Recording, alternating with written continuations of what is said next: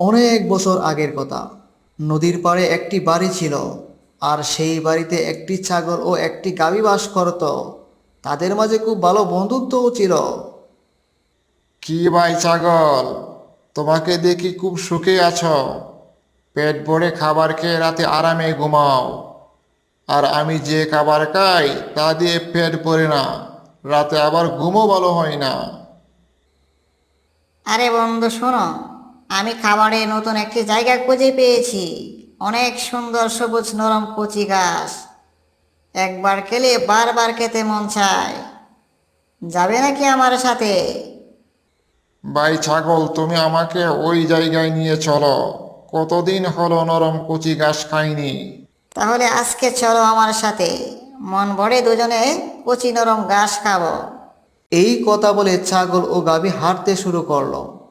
তারা হাঁটতে হাঁটতে সবুজ এবং কচি নরম ঘাস দেখতে পেল এবং কাছে গিয়ে আরে ভাই, এই তো দেখছি কত নরম সবুজ ঘাস। আহ, আজকে মনটা ভরে গেল।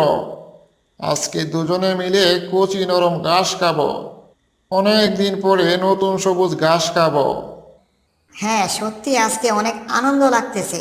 দুজনেই মন ভরে কচি নরম ঘাস খেতে পারবো। এভাবেই তারা অনেকক্ষণ ধরে সবুজ নরম ঘাস খেল। ঘাস খাওয়ার পর তাদের পেট ভরে গেল। তখন বিকাল হয়ে আসলো। বন্ধু চলো এবার বাড়িতে যাওয়া যাক। বিকেল হয়ে গেল।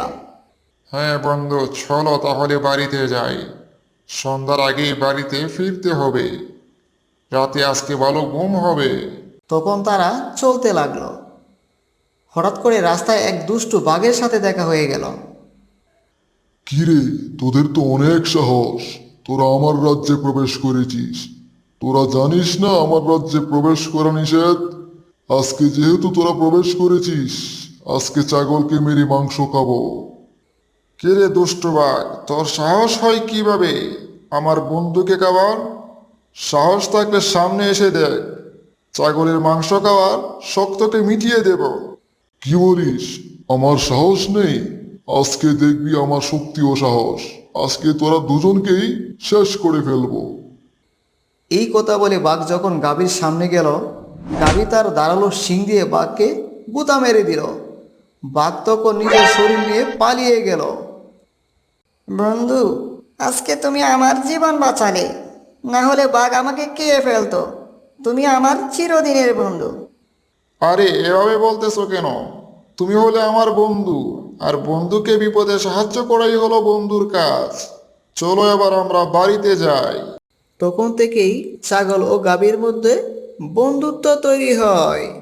তারা একসাথে মাঠে গিয়ে ঘাস খায়, রাত্রেবেলা একসাথে ঘুমায়।